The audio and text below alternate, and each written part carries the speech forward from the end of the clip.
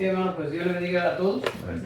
Vamos a tener nuestra sección expositiva en Lucas 12 del 35 al 48.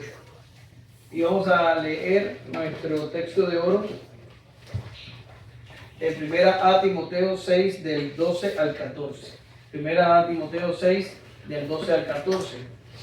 Pelea la buena batalla de la fe, echa mano de la vida eterna, a la cual asimismo fuiste llamado, habiendo hecho la buena profesión delante de muchos testigos. Te mando delante de Dios, que da vida a todas las cosas, y de Jesucristo, que dio testimonio de la buena profesión delante de Poncio Pilato, que guardes el mandamiento sin mácula ni reprensión hasta la aparición de nuestro Señor Jesucristo. Bien, vamos a orar. Gracias te damos, Señor, en esta mañana. Tú eres bueno, tú eres maravilloso, tú eres fiel, tú eres grande con tu pueblo, Señor. Y te damos gracias por tu gracia. Gracias porque si fuera por nosotros, como dice nuestro hermano Sproul, somos por naturaleza fugitivos y estuviéramos lejos de ti, corriendo lo más lejos posible de tu presencia. Pero es tu amor, es tu obra, es la obra de Jesús, tu Hijo, quien nos trae aquí en esta mañana. Es tu misericordia cada día que nos permite reunirnos el día domingo, levantar nuestras manos y alabar tu nombre. Es tu misericordia infinita la que nos permite escuchar tu palabra, Señor, la que nos permite crecer, santificarnos, amarte, glorificarte y vivir esta vida cristiana, Señor. Por tanto, a ti solo damos gloria y te pedimos que tú nos enseñes tu palabra en la mañana de hoy. En el nombre de Jesús oramos, te damos gracias. Amén. Gracias, Señor. Bien, en nuestro último encuentro tuvimos una enriquecedora sección cuando hablamos de Jesús exhortando a sus discípulos a librarse o a liberarse más bien de la tiranía de las cosas. Jesús manda a sus discípulos a confiar, a no afanarse, a hacer tesoros en los cielos. ¿Por qué? Porque donde esté el tesoro, allí va a estar nuestro corazón. Y Jesús pronunció aquella hermosa frase: no temáis, manada pequeña, porque nuestro Padre les ha dado el reino. Entendimos la vez pasada que no es la voluntad de Dios para los creyentes que estemos demasiado enfocados en lo terrenal debido a su futilidad, a su temporalidad. ¿Sí? En esta oportunidad seguiremos con este discurso del Señor, donde Él va a continuar hablando a sus discípulos, pero ahora va a retomar el tema que había sido interrumpido por aquel necio que le pidió que le ayudara a partir la herencia. Y vamos a hablar de que los creyentes deben estar enfocados en el reino de Dios y deben estar listos para nuestra reunión con Jesús en cualquier momento. ¿Sí? Dicho esto, el contenido tenemos 3 encabezados. El 1 es estad listos, del verso 35 al 37. El 2 es velad, del 38 al 41. El 3 es sed fieles, del 42 al 40. Y ahí dice 46, pero casi que estoy seguro que es 48. Ahí tiene un error ahí la diapositiva. Bien, vamos a pasar a nuestro primer encabezado. Estad listos. Ayele, sin mover el atril, por favor, agarra el micro. Oh, sorry. Estén ceñidos vuestros lomos y vuestras lámparas encendidas, y vosotros sed semejantes a hombres que aguardan a que su Señor regrese a las bodas, para que cuando llegue y llame, le abran enseguida.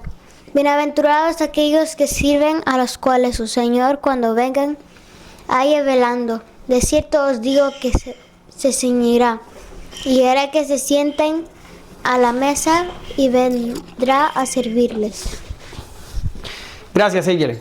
Bien, como hacía Alex cada clase de viernes, vamos a hacer una recapitulación de lo que hemos estado viendo hasta aquí para que ustedes agarren más o menos el contexto de lo que va a estar aconteciendo hoy.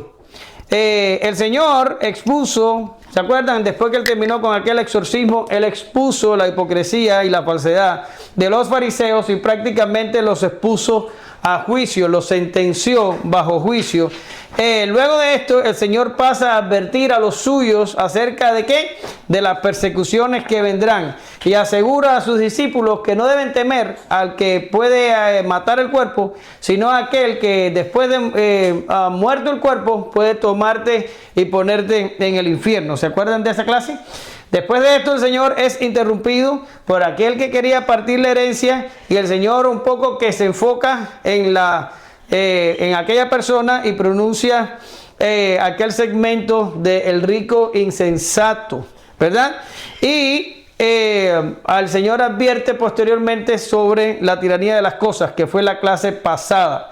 Ahora hoy el Señor lo que va a hacer es retomar el tema que fue interrumpido. O sea, es como que el rico insensato y la tiranía de las cosas es un gran paréntesis dentro del discurso.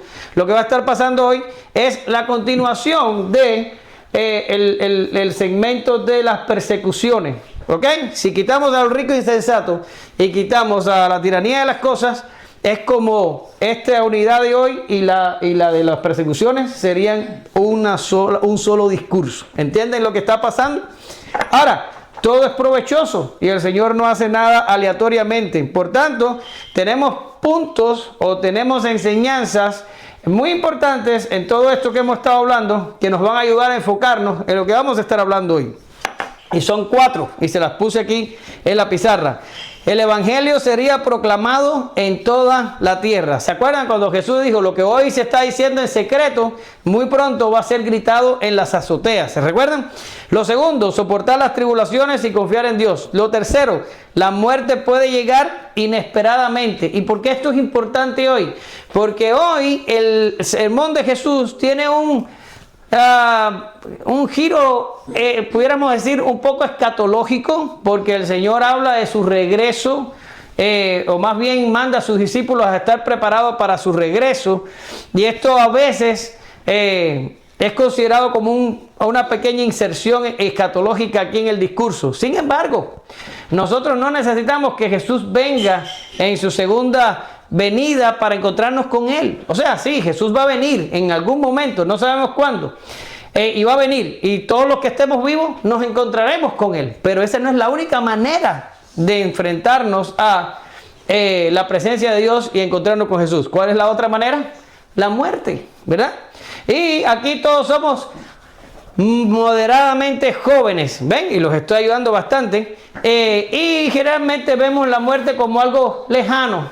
Bueno, pues vamos a vivir muchos años más y vamos a estar aquí fresh and cool y no va a haber ningún problema. Sin embargo, aprendimos del necio insensato de que pensar de esta manera es una manera pagana de pensar, ¿sí? Porque realmente, como decía mi abuelo, que era un sabio, la única condición necesaria para morirse es ¿cuál?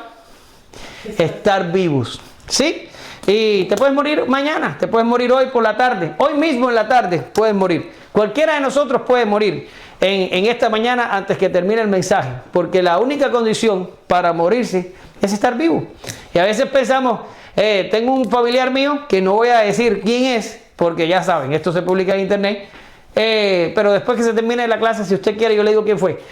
Que dice: no, yo me voy a convertir cuando ya yo sea viejo, cuando ya haya disfrutado la vida, ya haya hecho, ya haya deshecho. Entonces te llamo para que me prediques y entonces me convertiré. ¿Sí? Esto es un pensamiento raro. ¿Por qué razón? Porque no sabemos cuándo vamos a morir. La muerte puede llegar inesperadamente. Y lo cuarto, es que nuestro corazón seguirá al tesoro. Estas 4 ideas son importantes para poder entender el contexto en el que Jesús va a empezar a conversar ahora con sus discípulos. ¿Y cómo empieza? Empieza diciéndole que deben estar listos, deben estar preparados. ¿Para qué? Para su encuentro con el Señor, para rendir cuenta, para enfrentarse a el regreso de su Señor. Y repito, Jesús acaba de hablar de un necio que gastó su vida en acumular riquezas, y cuando quiso disfrutarlas, le vinieron a pedir su alma y lo que había acumulado pues no lo pudo disfrutar. Y entonces él insta a sus discípulos a mejorar su enfoque y a hacer tesoros en el cielo y a no afanarse a lo terrenal. Manda a sus discípulos a estar listos para el reino, no listos aquí en la tierra, sino listos a estar listos para el encuentro. ¿Cómo? Ciertamente no enfocándose en asuntos terrenales, sino en los asuntos del reino. Segunda a Timoteo 2:4, Pablo le dice a Timoteo: ninguno que milita se enreda en los negocios de la vida a fin de agradar a aquel que lo tomó por soldado. Ahora, ¿por dónde va Jesús? ¿Y qué quiere decir Pablo cuando dice ninguno que milita se enreda con los negocios de la vida? Porque a veces pensamos aquí, en este texto acá, que este texto es solamente para los pastores. Bueno, pues Timoteo era pastor, y Pablo era apóstol, y Pablo se lo está diciendo a Timoteo, pues solo se aplica a pastores. Sin embargo, teniendo en cuenta lo que Jesús le explica aquí a sus discípulos, el concepto no lo restringiríamos demasiado si solo lo aplicáramos a los pastores. Eso es un concepto para todos los creyentes. ¿Y cuál es? Que tiene que haber un adecuado enfoque entre nuestra vida secular y nuestra vida cristiana, ¿sí? Y ustedes saben que yo soy una persona que siempre les digo, busquen el equilibrio, traten de ser equilibrados, no se vayan a un extremo, no se vayan al otro. Pero en este particular que estamos hablando en esta mañana, el equilibrio es todavía poco para lo que el Señor está pidiendo aquí. ¿A qué me quiero referir? Si tu vida secular te envuelve más que tu vida como cristiano, eso está mal. Pero si tienes un balance entre la vida secular y tu vida cristiana, todavía estás mal. El Señor quiere que estés más enfocado, que inviertas más tiempo, que te preocupes más por tu vida cristiana, por lo que haces para el reino, por tu desenvolvimiento con los deberes y dones que te han sido dados, que con la vida secular. Ahora, no significa que todos hoy vamos a renunciar a los trabajos y nos vamos a poner a predicar itinerantes por todo McAllen y vamos a empezar a hacer un trabajo. No significa eso. Pablo mismo desarrolló una labor encomiable y extendió el evangelio más allá de ninguno de los apóstoles del Señor. Sin embargo, Pablo tenía un trabajo. Y Pablo no dependía de las donaciones de las iglesias. Pablo trabajaba con sus manos para obtener su sustento. Iba más allá y se gloriaba de que él, nadie lo mantenía. Él se mantenía a sí mismo y el grupo de misioneros trabajando se mantenían. Hacía tiendas. Era lo que hacía Pablo. Por tanto, ¿Pablo tenía una vida secular? Sí, la tenía. Pero su vida cristiana, su vida ministerial, su vida invertida en el reino de Dios ocupaba más su tiempo que la vida secular. Y si tu vida secular ocupa más para ti que tu vida relacionada con el reino, necesitamos hacer ajustes. ¿Sí? Hacer ajustes. Y eso no significa que vamos a irnos ahora para una isla, vamos a comprarla y vamos a vivir ahí y todos vamos a pasarnos como los monjes medievales todo el tiempo orando y estudiando. No, no significa eso. Significa que tenemos que empezar a enfocarnos más en nuestra vida cristiana. Y nosotros tenemos una máxima que la tomamos de la Reforma, que ¿cuál es la máxima? Coram Deo, ¿verdad que sí? Hacerlo todo en la presencia de Dios, como frente a Dios, como si voy al trabajo, como si Dios estuviera conmigo yendo al trabajo. Si voy a hacer algo en mi casa, si voy a tener relaciones con mi familia, si voy a cualquier cosa que yo haga con los vecinos, cualquier cosa que yo haga en cualquier lugar, en cualquier circunstancia, como si Dios estuviera ahí y yo entonces tendría que hacerlo delante de Dios, ¿verdad? En presencia de Dios. Esto es un buen argumento. Sin embargo, a veces hacemos una desconexión entre nuestra vida secular y nuestra vida cristiana y no las relacionamos, no las unimos, no las correlacionamos. Incluso adoptamos conductas cuando estamos no en el culto o no haciendo algo relacionado con el reino de Dios. Adoptamos conductas y relaciones que no las hacemos cuando estamos en el otro lado.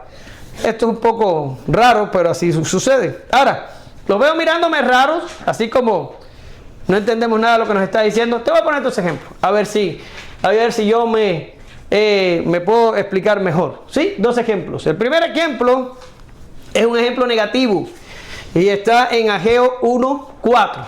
¿Sí? ¿Lo tienen ahí? Y el profeta regaña al pueblo y les dice: es para vosotros tiempo, para vosotros de habitar en vuestras casas artesonadas, y esta casa está desierta. ¿Qué está pasando aquí? Lo que está pasando aquí, esto es en el tiempo post-exilio, ¿sí? Y los que regresaron de Babilonia empezaron a construir sus casas. Y la Biblia dice que las casas eran artesonadas. Quiere decir, construyeron sus casas de la mejor manera posible y estaban viviendo de la mejor manera posible.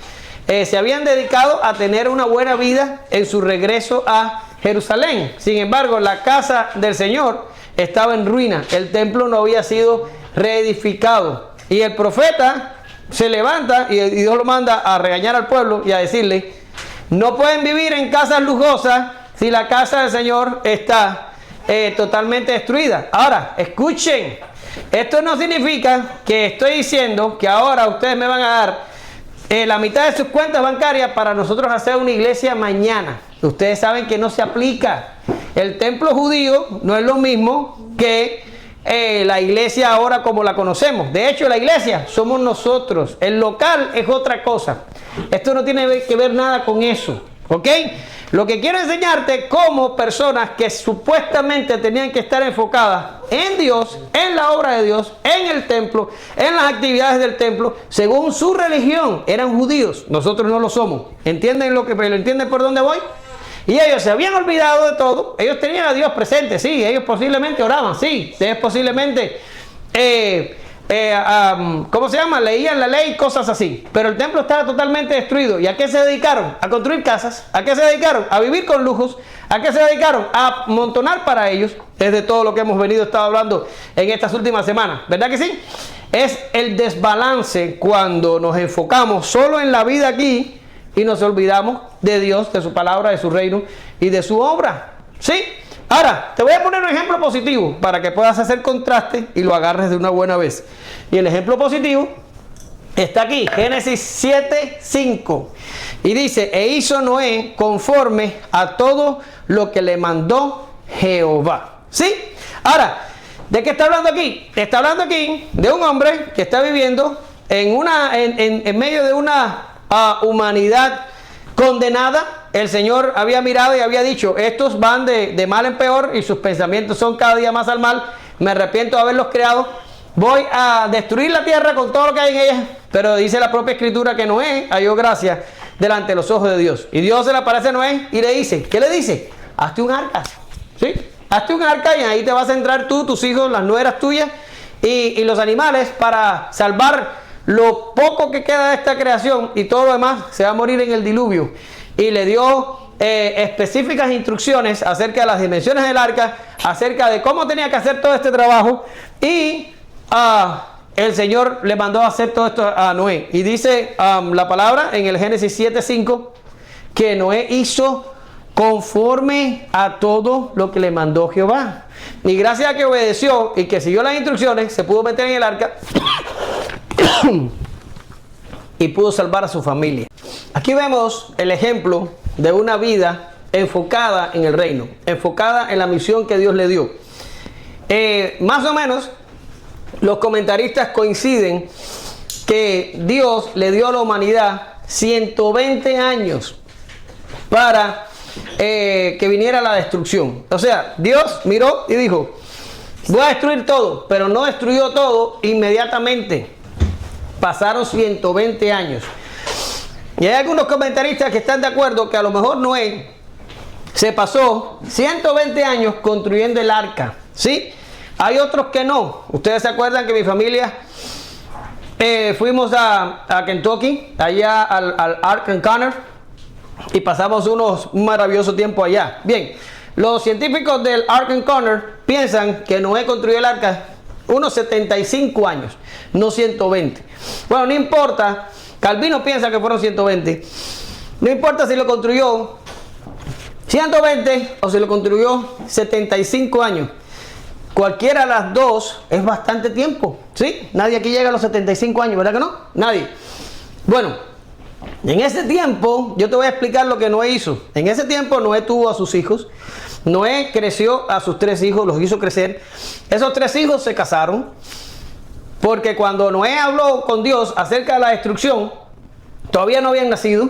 Él tuvo sus hijos en sus 500 años, cuando tenía 500 años, y se metió en el arca a los 600 años. Por tanto, si estamos diciendo que Dios le concedió a la humanidad 120 años, debe haber recibido la revelación del diluvio más o menos a los 480 años. O sea, esto es mucho cálculo, pero lo que te quiero decir es que Noé cumplió con todo lo que Dios le dijo a la par que cuidaba una familia, hacía que sus hijos crecieran, hacía que se casaran.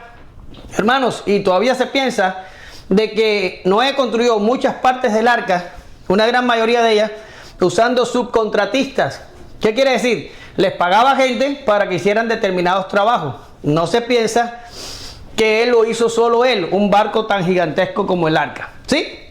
¿De dónde sacó el dinero? Posiblemente negociando, trabajando y haciendo cosas. ¿A dónde te quiero llevar? La gente de Israel que vinieron de Babilonia se metieron dentro de sus casas, empezaron a construir sus casas, se desenfocaron totalmente del reino de Dios. Eso es lo negativo. El profeta los amonestó por eso. Pero Noé vivió una vida, pero tuvo tiempo suficiente para construir un barco gigantesco donde se salvara él y su familia. ¿Está entendiendo lo que le quiero decir? Eso es exactamente lo que Jesús quiere lograr aquí. Quiere que nos demos cuenta que la obra de Dios tiene que ocupar tiempo en nuestra vida. Si tú eres un creyente de domingo, te pasas la semana entera haciendo lo que normalmente haces. No te acuerdas de Dios, no lees la Biblia, no oras, no predicas el Evangelio, no haces absolutamente nada que tenga que ver con el reino de Dios. Y el domingo dices, hoy es domingo, voy corriendo para la iglesia. Tú eres un dominguero, tú no eres creyente, tú te estás engañando a ti mismo. El Evangelio se vive todos los días. Ahorita decía Alex, cuando estaba explicando lo del Salmo, que el Salmo se cantaba cuando la gente iba subiendo a Jerusalén. Iban subiendo para Jerusalén y cantaban el Salmo 84. Y yo decía, ¿cuántos de mis hermanos que vinieron hoy a la iglesia habrán venido de sus casas en el trayecto? El de ustedes es el más corto, 10 minutos, pero todos aquí se demoran unos 15, 20 minutos en llegar. ¿Cuántos venían cantando en el carro y disfrutando el hecho de que íbamos a reunirnos ahora, no solo entre nosotros, sino también con el Señor? ¿Cuántos venían cantando? ¿Cuántos venían gozosos? ¿Cuántos venían pensando en la reunión que íbamos a tener aquí? Yo digo, ojalá que todos, pero lo más probable es que venían pensando, oye, y mañana tenemos que hacer esto y que aquello, y no sé qué. Oye, el carro se volvió para pasar esto. Oye, y mañana hay que levantarse a las 5 de la mañana, y no sé qué, y venían hablando de cosas. De hecho, dice Martín siempre, dejen los problemas en la puerta. Yo digo, no los dejen en la puerta, déjenlo en su casa. Y ya desde que se monten en el carro, vengan pensando en lo que va a pasar aquí. No lo dejen en la puerta, y sobre todo si hoy lo dejan en la puerta, cuando se van lo recogen. No me lo vayan a dejar ahí. ¿Ok? Lo cierto es, mis queridos hermanos, que tenemos que ser cristianos de 24 horas. Y tenemos que tener a Dios metido en la cabeza 24 horas.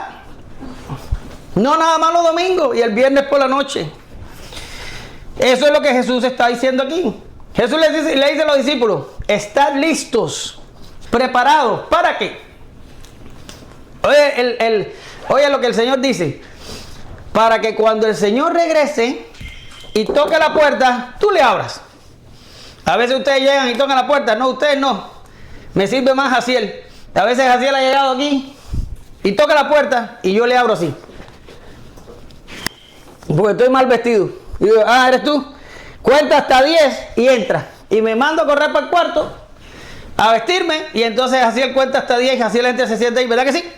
Y ahí, ¿por qué? Porque no estoy listo. No estoy preparado. A veces ustedes llegan y tocan. Pasan 30 segundos, 45 segundos hasta que yo abro la puerta. ¿Por qué? Porque no estoy listo. El Señor está dando aquí una escena, una idea, que tú tienes que estar listo para Jesús, que inmediatamente que toque la puerta, tú le abras. Llegaste, Señor, al fin llegaste, te estaba esperando. No que estamos tan enfrascados que el Señor toca la puerta y toca la puerta y toca la puerta y ahí se queda el pobre, del lado de la puerta. ¿En serio? Y el Señor le está diciendo a los discípulos, tienen que estar listos. Porque si yo toco la puerta tiene que estar listo. Y la puerta puede ser morirse. ¡Bum! Esta noche vienen a pedirte tu alma. ¿En serio? ¿Estabas listo? ¿Estabas preparado? ¿Dejaste todos tus asuntos en orden?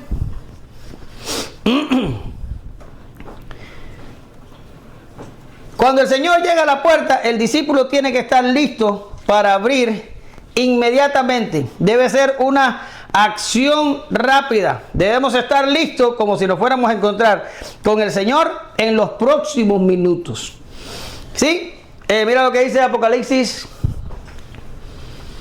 22:20.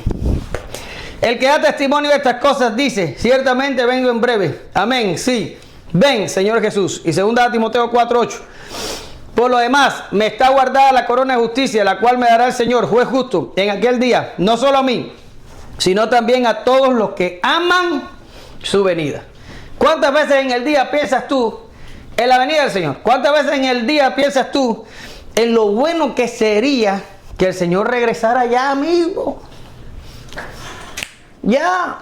¿Tú te imaginas? ¿De cuántas cosas nos libraríamos si el Señor viniera hoy? ¿En verdad lo deseas? ¿En verdad lo buscas?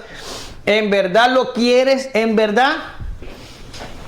¿O eres como yo cuando estaba recién convertido ya por 1998? Y me hablaron de la venida del Señor. Y yo dije, oh, pues que no venga hasta que yo me case. Yo quería casarme primero. Estaba bien ignorante en ese tiempo. ¿Sí? Y aquí se produce un cambio interesante. Y es que el Señor dice, cuando toca la puerta, si le abres inmediatamente y estás listo, el Señor se va a ceñir y te va a servir. Oh, wow. ¿Se acuerdan de la parábola ¿cómo es que dice? El que dice que somos siervos inútiles. Que dice, si tú estás trabajando en el campo y llegas después de trabajar, tienes que servirle la comida al Señor de la casa y tienes que hacer una pila de cosas y el Señor no te va a decir, bueno, pues siéntate y come conmigo. No, tú vas a tener que hacer todo y cuando ya todo está hecho, entonces tendrás tiempo para ti. Y entonces concluye el Señor y dice, entonces cuando tú hayas hecho todo lo que tienes que hacer, ¿qué eres? Eres un siervo inútil, porque lo que hiciste era lo que se te demandaba. No hiciste más allá de lo que tenías que hacer. Pero en este caso no es así. En este caso no haces todo lo que se te demandaba, porque cuando el Señor regresa, es el Señor el que te sirve a ti, el que se ciñe y te dice, siéntate, que yo te voy a recompensar ahora y que yo te voy a dar conforme a la obra que tú has hecho. Mateo 25:33. Su Señor le dijo, bien, buen siervo fiel, sobre poco has sido fiel, sobre mucho te pondré. Entra en el gozo de tu Señor. Encontrarnos con Jesús no va a ser continuar con nuestra vida tal y como la llevamos, negativo. Va a ser entrar en un gozo inefable, en un reino celestial, entrar en un estado de cosas donde no va a haber pecado, donde no va a haber maldad, donde no va a haber sufrimiento y donde nuestra existencia cambiará para siempre para bien. ¿Sí? Ahora vamos al punto 2, antes que a mí se me acabe la poca voz que me queda. Por favor, pásela, Diana.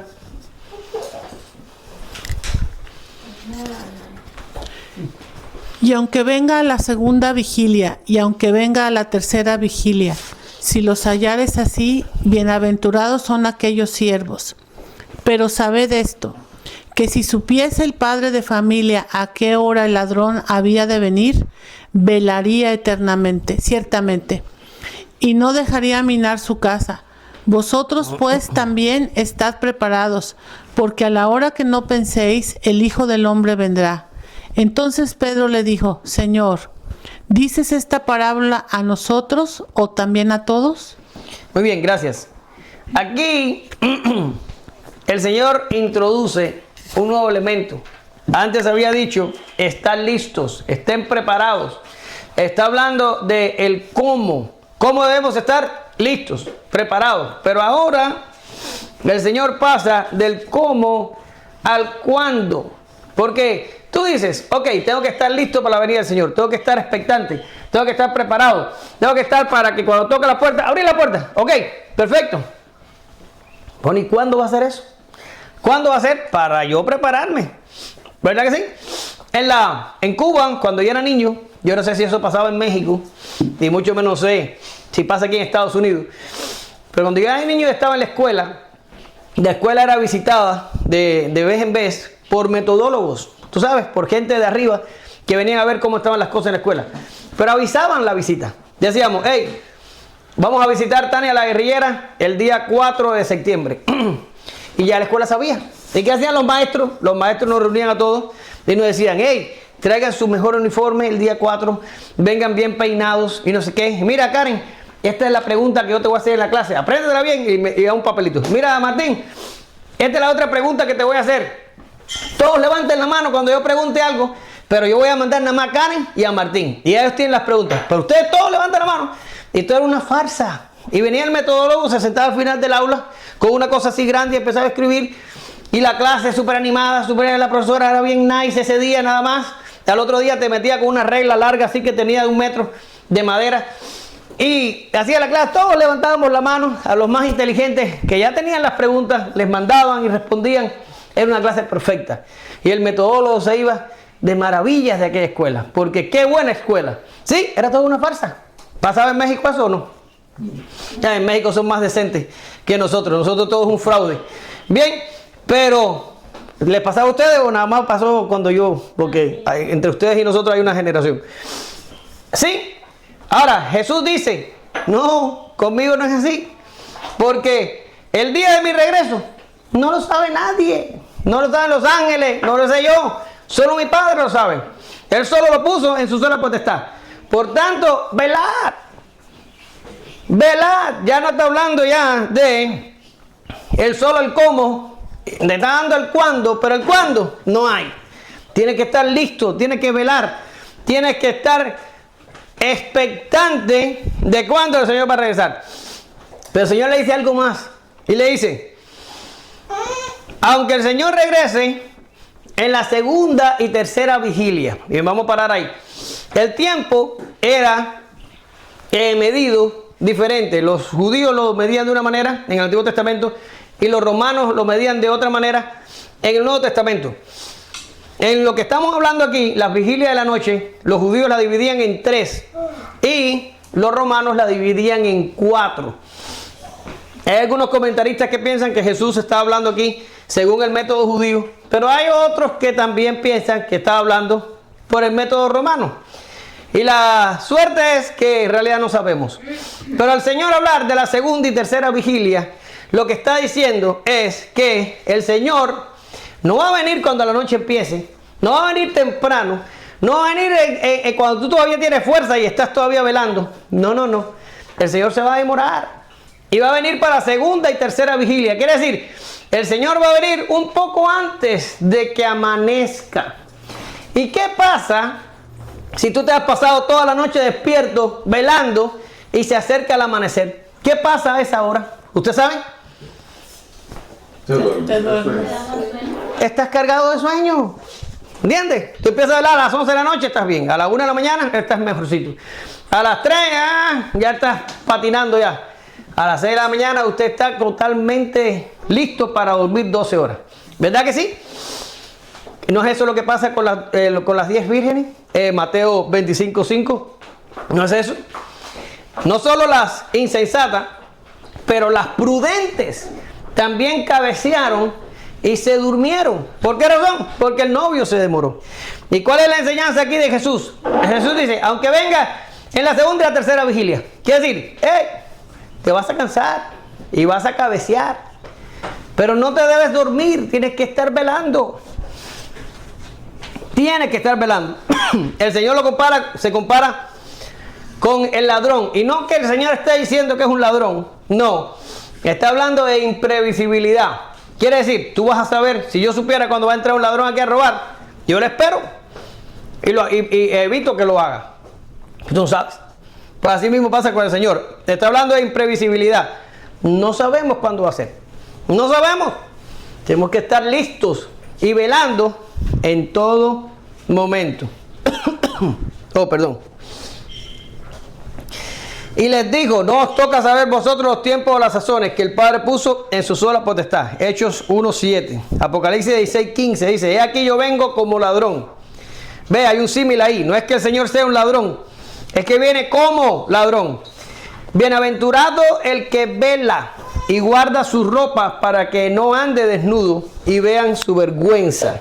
¿Sí? Ahora, estas palabras están duras. Está dura para los discípulos en aquel tiempo y está, yo creo que hasta más dura para nosotros hoy. Pero está dura, porque está hablando de que tienes que destinar para el reino de Dios una cantidad de recursos, tiempos y energía que hacen que tu vida normal se complique bastante, ¿sí? Y Pedro está sintiendo el golpe ese sobre sus lomos y está sintiendo como que wow, está difícil esto. Y entonces Pedro hace algo muy interesante y le dice, venga Señor, ¿tú nos estás diciendo eso a nosotros o tú se lo estás diciendo a la multitud? Pedro como que se confundió, como que él dijo, wow, espérame, ¿esto es para nosotros o esto es para ellos? Porque siento como que lo necesitan más los que están allá que los que estamos acá. Y eso pasa muy a menudo. ¿No le ha pasado? Que usted está aquí oyendo el mensaje y usted piensa en alguien. Dice, oh, Jaciel no vino hoy y Jaciel tenía que oír este mensaje. ¿No le ha pasado? Yo me acuerdo que fuimos a un campamento una vez, organizado por el Departamento de Jóvenes allá en Cuba. Y uno de los predicadores invitados estaba dando una conferencia de matrimonio. Arnal y yo éramos novios, todavía no estábamos casados. Pero como ya teníamos muy cerca la boda, nos dijeron, vaya a la conferencia de matrimonio y no a la de noviazgo. Y nos metieron en la de matrimonio. Y nos sentamos detrás de una parejita de la iglesia de nosotros, allá, muy peculiar. Ellos estaban casados, ellos estaban en el banco de enfrente y nosotros estábamos atrás. ¿Sí? Cada vez que el predicador decía algo, la mujer le hacía al tipo, ¿estás oyendo? ¡Bam! Ya había tenido un hueco aquí en la costilla. Y el predicador decía otra cosa y le hacía, ¡bam! ¿Estás oyendo? Y toda la mujer se lo tiraba para arriba el tipo. ¿Estás oyendo? ¿Estás oyendo? Eso es para ti. Y no sé qué. Y Arnal y yo echándonos el play aquel completo de la guerrita entre aquellos dos. Terminaron divorciados. Eventualmente se divorciaron. Y hoy cada cual anda por su lado. Es un desastre total. Ni siquiera sé si siguen siendo cristianos. Pero a Pedro le pasó aquí un poco. Pedro dijo, oye, ¿esto nos lo está diciendo el Señor a nosotros? ¿O se lo está diciendo a la multitud? No, el Señor está hablando con nosotros. El Señor nos está diciendo esto a los discípulos. Ahora, el Señor ni siquiera pierde el tiempo en el desenfoque de Pedro y le dice, no, estoy hablando contigo, Pedro, presta atención. No, el Señor le refiere la parábola que vamos a empezar a tratar ahora mismo. Pero miren, hermano, cuando usted está aquí en la iglesia, la palabra es para usted. No es para que usted tiene al lado, ni para que usted tiene arriba, ni para el que no vino. La palabra es suya y mía. Y otra cosa que la gente hace, oye, no, el predicador me tiró puya, el predicador me trató mal, o se enojen con el predicador. Hermano, no se lo tome personal. Nosotros somos un vocero. Si usted se va a enojar con alguien, enójese con la Biblia o enójese con Dios, pero no conmigo o con Martín o con Alex. Nosotros somos voceros. Nos paramos aquí y decimos lo que la Biblia dice. Y esta iglesia es bendecida porque aquí se dice lo que la Biblia dice. Aquí no venimos a hablar ninguno de nosotros tres cosas de hombre, ni ideas de hombre, ni tontería y media. Nosotros decimos lo que está en la Biblia. Cójalo para usted y aplíqueselo a usted. No esté pensando en el vecino. Ay, si hubiera venido hoy Anita. Ella tenía que escuchar esa palabra. ¿Está aquí Anita? No está. Pues entonces no la tenía que escuchar. Los que estamos aquí son los que la tenían que escuchar. ¿Lo ven? Y aquí Pedro está igual. Los fariseos en algún momento estuvieron igual. ¿Se acuerdan? En Juan 9, cuando aquel que fue sanado de la ceguera adora a Jesús, Jesús dice, para esto he venido, para que los que sean ciegos vean, y para los que ven sean cegados. Inmediatamente los fariseos le dijeron, Señor, ¿acaso nosotros somos también ciegos? Se vieron como el codazo, ¡pam! Y le dijeron, ¿somos nosotros ciegos también, Señor? Y el Señor le dijo, por cuanto decís que ven, vuestro pecado permanece. Oh, ¿será esta palabra para mí? Por supuesto que es para ti. Por supuesto que es para todos nosotros. ¿Verdad? El último encabezado. ¿Quién me lo lee, Martín? Y dijo el Señor, ¿quién es el mayordomo fiel y prudente al cual su Señor pondrá sobre su casa para que a tiempo les dé su ración? Bienaventurado aquel siervo al cual, cuando su Señor venga, le hallare haciendo así. En verdad os digo que le pondrá sobre todos sus bienes, mas si aquel siervo dijere en su corazón, mi Señor tarda en venir, y comenzare a golpear a los criados y a las criadas, y a comer y beber y embriagarse, vendrá el Señor de aquel siervo en día que éste no espera, y a la hora que no sabe, y le castigará duramente, y le pondrá con los infieles, aquel siervo que conociendo la voluntad de su Señor, no se preparó ni hizo conforme a su voluntad, recibirá muchos azotes. Mas el que sin conocerla hizo cosas dignas de azotes, será azotado poco. Porque a todo aquel a quien se haya dado mucho, mucho se le demandará, y al que mucho se le haya confiado, más se le pedirá. Muy bien, gracias. Fiel y prudente. El Señor dice, pero si ese siervo, ese mayordomo, fiel y prudente, tiene todos los asuntos del Señor listo, el Señor vendrá y le pondrá sobre toda su casa. El Señor lo llama bienaventurado. Y el ser fiel y prudente es un estado de bienaventuranza. Y en el Nuevo Testamento, los estados de bienaventuranza son provocados por el Espíritu Santo. ¿Qué quiere decir? Si hay aquí alguno que pudiera decir, bueno, yo creo que la mayoría parte del tiempo soy fiel y prudente. Yo soy de los que está tratando de hacer las cosas bien. Qué bueno soy, qué maravilloso soy. Eso es una forma rara de pensar. ¿Por qué razón? Porque Jesús dice, bienaventurado es el fiel y prudente.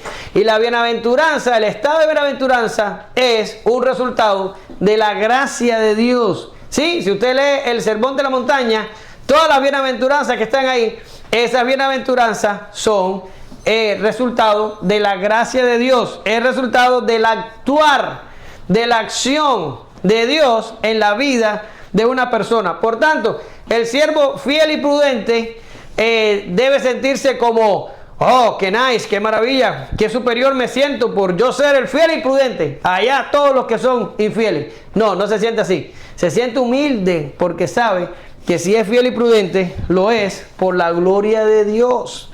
Quiere decir, aquí no eres fiel y prudente para que te sientas bien en ti mismo. No, aquí eres fiel y prudente, dale gracias a Dios y sobre todo, dale la gloria a Dios. Mira, porque Dios es el que produce en vosotros así el querer como el hacer por su buena voluntad. Por tanto, si hacemos algo bueno, ¿quién lo produjo en nosotros? El Señor. ¿Y quién hizo que lo hiciéramos? El Señor. ¿A quién le damos la gloria? Al Señor. ¿Sí? 1 Corintios 4:7 que dice, porque ¿quién te distingue? ¿O qué tienes que no hayas recibido? Y si lo recibiste, ¿por qué te glorías como si no lo hubieras recibido? ¿Lo capta? Por tanto, nosotros tendremos corona al final. Dios permita que sí y que la tengamos. ¿Y qué vamos a hacer con las coronas? Las vamos a quitar y las vamos a poner delante del trono del Dios Todopoderoso. Porque sabemos que no es nuestra obra. Sabemos que es el resultado de la gracia de Dios. Paul Washer tiene una explicación muy bonita sobre esto. Y él dice que nuestro Dios es un Dios de tanta gracia que Él primero nos salva, nos santifica, nos justifica primero, nos santifica después, nos da dones, nos pone el deseo de usar esos dones, nos da todas las herramientas que necesitamos y cuando terminamos de hacer todo el trabajo que en realidad lo está haciendo Dios a través de nosotros, Él es tan bueno que entonces nos recompensa. Y dice Paul Washer que va a llegar al cielo y le va a decir al cielo y le va a decir al Señor, ¿tú sabes de qué se trata esto? Todos estos dones, todas estas cosas, las hiciste tú en mí. Yo no hice nada. De hecho, si yo hubiera podido decir algo, hubiera dicho que no quería hacerlo. Pero dice, pero Dios es tan bueno que nos da regalos por el trabajo que Él hace a través de nosotros, o nos da dones, o nos da recompensas, como usted le quiera poner. ¿Sí? Pero si somos fieles y prudentes, si somos parte del grupo de los que somos fieles y prudentes, recordemos que todos lo hacemos por la gracia de Dios y para la gloria de Dios. Pero ¿cuál es la contraparte? ¿Cuál es la parte contraria? Bueno, pues es aquel que dice, mi Señor tarda en venir.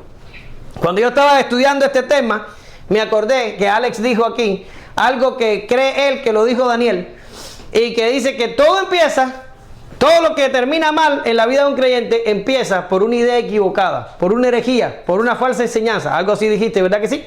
Todo empieza por ahí, ¿sí? Y en el actuar de este que vamos a empezar a hablar ahora, todo empieza porque dice, ¿qué dice? Mi Señor tarda en venir, ¿sí? Todo empieza por una idea equivocada, por una idea antibíblica. Todo empieza porque nuestra mente se acomoda a una mentira, ¿sí? Y este hombre dijo, mi Señor tarda en venir.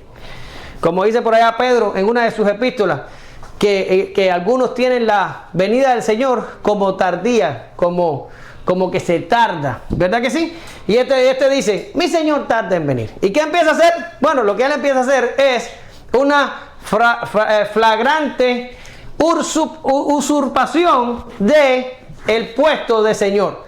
Porque él empieza a maltratar a los demás siervos, él empieza a comer, él empieza a embragarse. ¿Qué prácticamente fue lo que hizo? Él dijo, bueno, pues el Señor no está aquí y yo soy el siervo que está a cargo, pues ahora el Señor soy yo. Y ahora ustedes me van a soportar y ustedes van a ver lo que es de verdad, cómo se hacen las cosas. Y empezó a abusar de todo el mundo. El tipo era siervo y se puso en la posición de Señor. Y casi todos los comentaristas que leí están de acuerdo que esta advertencia específica aquí, el Señor se la hace a aquellos que vamos a tener un rebaño a nuestro cuidado, ¿verdad? Y muy clarito lo dice Pedro, primera de Pedro 5 del 2 al 3, apacentar la grey de Dios que está entre vosotros, cuidando de ella, no por fuerza, sino voluntariamente, no por ganancia deshonesta, sino con ánimo pronto, no como teniendo señorío sobre los que están a vuestro cuidado, sino siendo ejemplos de la grey. ¿Sí está ahí, verdad? No. Sorry, avísenme por favor. Ahí está. Sino que siendo ejemplos de la grey. Los pastores no podemos ejercer señorío sobre ustedes. Ustedes y nosotros tenemos un Señor. ¿Quién es? El Señor de la iglesia. El Señor de la iglesia es Jesús. Yo no soy el Señor de la iglesia. Uno de los grandes problemas que yo veo en el discipulado, tal y como lo conciben los americanos aquí en este país, es que hacen al discipulado demasiado humanista. Ponen a un hombre a cargo y hacen que todos miren por la visión del tipo. Y yo digo, ese discipulado es peligroso, porque generalmente cuando acogemos a un hombre y lo ponemos en el lugar de donde va Jesús en la iglesia, ¿qué termina pasando con el hombre? Pues el hombre termina cometiendo pecados escandalosos y la gente termina extraviada. ¿Por qué? Por poner los ojos en la persona equivocada. Nosotros en esta iglesia no seguimos hombres y los pastores no ejercemos autoridad o señorío sobre la iglesia. Todos estamos bajo la autoridad del Señor, ¿sí? Y seguimos al Señor y nos dejamos discipular por el Señor. Mi trabajo de discipulado consiste en llevarlos a ustedes a Jesús, a la Escritura, y que la Escritura provoque en ustedes el cambio por medio del Espíritu Santo, pero no por mirarme a mí, sino por mirar a Jesús. Una forma de enseñorearse del rebaño también es decir, ustedes me pertenecen y ahora van a hacer ustedes todo lo que yo les diga. Bueno, ningún loco lo dice desde el púlpito, pero terminan practicándolo de esa manera. Tengo un amigo mío que es pastor, que me estaba contando de un pastor de aquí del Valle, que llegó a la iglesia y le dijo a una miembro específica, le dijo, el ministerio suyo es todos los domingos que venga, es traerme comida. Y si usted no me trae comida, Dios la va a mandar al infierno. Y ahí estaba la pobre señora, todos los domingos trayéndole comida al pastor. Ese pastor se fue, vino el amigo mío, y se puso de pastor y se da cuenta que la señora le traía comida y comida. Hasta que un día le pregunta, ven acá, ¿cuál es la onda? ¿Te gusta cocinar? Y la mujer le dijo, no, es que el pastor anterior me dijo que si yo no le traigo comida al pastor, me va a mandar al infierno. ¿Pasan estas cosas? Pasan. Y pasan demasiado. Sin embargo, todo el que haga abuso del rebaño, todo el que se enseñoree del rebaño, todo el que se crea más allá de ser un simple siervo, le va a pasar lo que vamos a decir en el punto 6. Y es interesante porque aquí la traducción no nos ayuda. La traducción dice, a ver si lo encuentro aquí en la computadora, y dice, y le castigará duramente. ¿Lo ve ahí? Cuando Martín leyó, dice, el Señor vendrá cuando no espera y a la hora que no sabe, y le castigará duramente. Así es como traduce la Reina Valera. Bueno, el griego se traduce diferente. El griego usa ahí dicotomeo. Y dicotomeo significa cortar en dos. Por tanto, el castigar duramente, si lo fuéramos a traducir directo del griego, dice que aquel siervo que empezó a maltratar a los otros siervos, a comer y a emborracharse, y aquel siervo que dijo, nuestro Señor tarda en venir, cuando el Señor regrese, el Señor lo va a cortar en dos. Cortar en dos, o así. Cortar en dos. Y usted va a decir, oh, wow, ¿en serio? ¿Eso está en la Biblia? ¿Eso lo está diciendo Cristo? ¿No era que Cristo era amor puro y todo lo demás? Está hablando de que va a venir el Señor y va a cortar a un hombre en dos partes. ¿No va a cortar? Ahora yo te pido que tú vayas a 1 de Samuel 15:33. Y mira lo que dice. Y Samuel dijo, como tu espada dejó a las mujeres sin hijo, así tu madre será sin hijo entre las mujeres. Entonces Samuel cortó en pedazos a Agag delante de Jehová en Gilgal. El profeta Samuel cogió al rey, ¿se acuerdan? Fue aquel rey que Saúl perdonó y perdonó lo más engordado del rebaño, y Samuel lo mandó a buscar, y ya el tipo venía contento, dice la Biblia, porque pensó que su peligro había pasado, y Samuel terminó cortándolo en pedazos. Lo cortó en pedazos, literalmente. Ahora, si te parece esto como un poco violento para nuestros oídos sensibles del siglo XXI, te voy a dar otra interpretación, y sinceramente a mí me gusta más esta que te voy a dar, no por lo violento de la otra, sino porque esta es más teológica. Te voy a dar otra interpretación de este pasaje, del castigo que viene sobre los siervos infieles, ¿sí? Y el griego dice cortar en dos, pero también se puede traducir como apartar, separar, ¿sí? Si estaba allí, lo saco de allí y lo pongo acá. Un apartar, ¿ya? Ahora, yo pienso que aquí se está refiriendo Jesús a Génesis 15:17. Míralo acá abajo. Y dice, y sucedió que puesto el sol, ya oscurecido, se veía un horno humeando y una antorcha de fuego que pasaba por entre los animales divididos. ¿Sí? Y un día les comenté esto y les dije, si yo tuviera que depender de un versículo de la Biblia, o sea, si viniera la persecución y no hubiera manera de tener una Biblia, yo me quedaría con este versículo nada más. Y con este versículo yo sobreviviría todo lo que vendría. ¿Por qué? Porque este versículo, en mi opinión, es uno de los más importantes de toda la Biblia. ¿Por qué? ¿Qué está pasando aquí? Aquí Dios está haciendo un pacto incondicional con Abraham. Y como todos los pactos que Dios hace con el hombre es pasivo. O sea, Abraham terminó durmiéndose y el pacto realmente lo hizo Dios con Abraham sin participación ninguna de Abraham. Pero antes que Abraham durmiera, lo mandó a agarrar unos animales, varios, y a partirlos por la mitad y a poner las mitades así a ambos lados. Y dice que cuando el sol se oscureció, un horno humeando, simbolizando la presencia de Dios, pasó por los animales divididos. Está diciendo como que Dios hubiera caminado por medio de los animales divididos. ¿Y qué significa que Dios caminó por medio de los animales divididos? Que Dios le estaba diciendo a Abraham, yo voy a cumplir cada promesa que te he hecho, y si yo no cumplo las promesas que yo te he hecho, que yo sea partido por la mitad. ¿Lo entiendes? Eso es el significado del pacto en este versículo que estamos hablando. Y eso lo toma el escritor a los hebreos y dice que Dios va a salvarnos a nosotros, los descendientes de Abraham, los que somos hijos de Abraham por la fe, ¿sí? nos va a salvar porque es imposible que Dios mienta en dos cosas que son inamovibles. ¿Y cuáles son? Que Dios interpuso juramento y que fue Dios el que caminó por medio de los animales partidos. Claro, ¿tú crees que Dios pueda partirse a la mitad? Bueno, dejaría de ser Dios.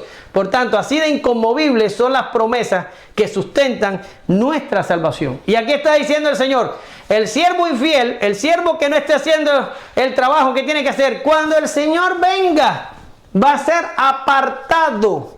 El Señor lo va a tomar de aquí y lo va a poner acá. ¿De qué? Va a ser apartado del pueblo del pacto.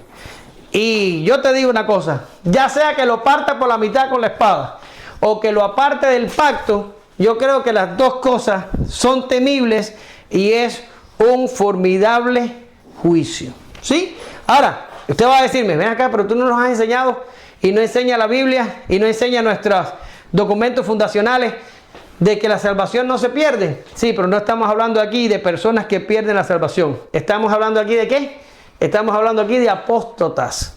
Personas que están entre nosotros, que no son creyentes, pero que están entre nosotros. Han recibido conocimiento, liderazgo, han recibido lugares en el desenvolvimiento del reino y terminan haciendo lo que dice aquí, aprovechándose, usurpando la autoridad, maltratando al rebaño, y esta gente va a ser al final apartado del pueblo del pacto y entonces recibirán la condenación por siempre. ¿Sí? Es temible el juicio para aquellos que descuidan sus labores en el reino. Ahora, el Señor sigue diciendo, miren, y dice, el que conociendo peca va a recibir muchos azotes, y el que conociendo poco peca va a recibir pocos azotes. ¿Sí? Ahí más o menos eso es lo que el Señor está diciendo. Ahora, ¿qué significa eso? Significa que tener conocimiento es malo, porque yo digo, bueno, espérame, si ahí dicen que el que con mucho conocimiento peca va a recibir muchos azotes, y el que con poco conocimiento peca va a recibir pocos azotes, por ende, ¿qué significa? Que mientras más ignorante de la escritura seas, pues es mejor. No necesariamente. ¿Por qué? Porque para nosotros entender este pasaje como el Señor lo explica, tenemos que entender que el Señor no está hablando de creyentes. El Señor sigue hablando de aquel siervo malo que usurpó el lugar del Señor y empezó a maltratar a los demás siervos, a comer y a emborracharse. Y el Señor está hablando de un apóstata. El Señor está hablando de alguien no salvo.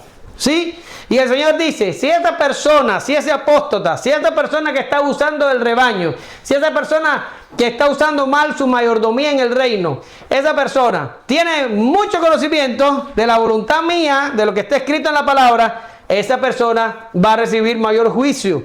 Y si tiene poco conocimiento, bueno, va a recibir juicio, pero va a recibir menos juicio por tener menos conocimiento. ¿Por qué? Porque al que mucho se le da, mucho más se le va a demandar. Hay niveles de castigo, ¿sí?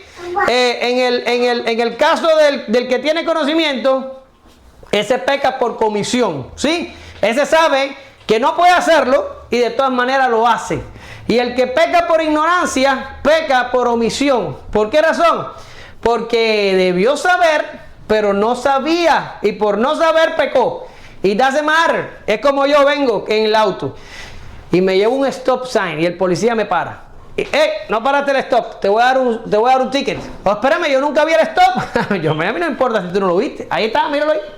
Que tú no lo hayas visto no te exonera a la hora de cometer la infracción. Ahí está el stop, claro como el mediodía. Tú no lo viste, eso no es asunto mío. Aquí está el ticket. ¿Sí? Eso es lo que está diciendo el Señor aquí.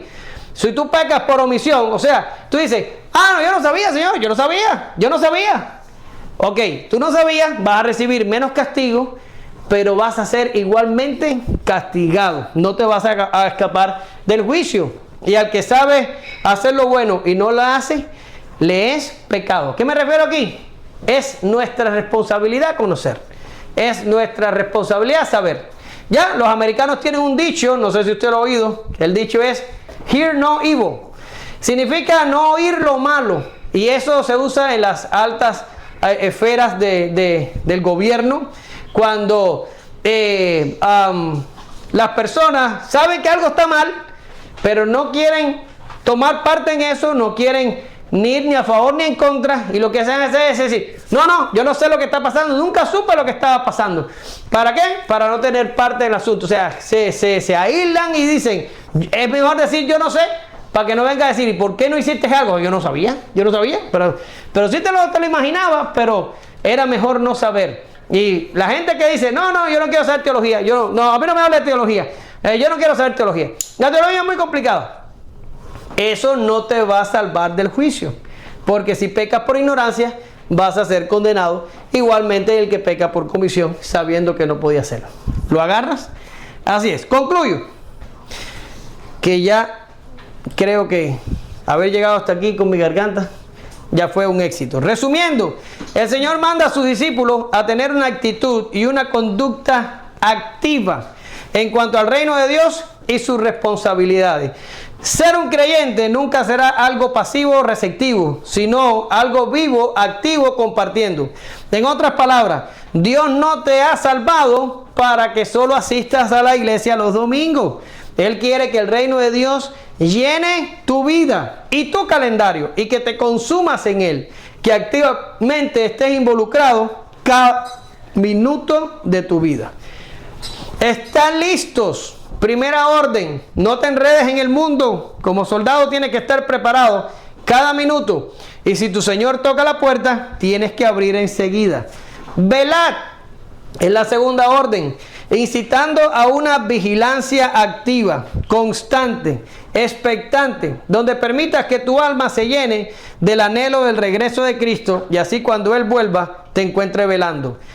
Sed fieles, que es la tercera orden. Nos recuerda que los dones recibidos son para el servicio y no para nosotros, y que debemos administrarlo con reverencia, sabiendo que los infieles no escaparán del severo castigo, pero los bienaventurados que estén listos, velando y que hayan sido fieles, recibirán la recompensa del Señor y gozo sin fin. Te damos gracias, Señor, en esta mañana por tus piedades. Gracias porque esta iglesia necesita entender de una vez que el cristianismo no se acaba cuando nos vamos del culto. Tenemos que llevarte a la casa, a la familia, al trabajo, a la calle, y en cualquier lugar que estemos tenemos que estar conscientes de tu presencia y conscientes de que tú demandas de nosotros las mismas cosas, no importa el lugar donde estemos. Y en cualquier momento de nuestra vida, cualquier segundo de nuestra vida, tenemos que estar listos, velando, expectantes, compartiendo el Evangelio, pensando en nuestra vida futura contigo en los cielos y anhelando el momento de tu manifestación. En el nombre de Jesús, enseña a nuestra iglesia a anhelar estas cosas, a desgastarse en el reino, a amar tu obra y a trabajar arduamente para el bien de tu iglesia. En el nombre poderoso de Jesús oramos. Te damos gracias. Amén. Gracias, Señor.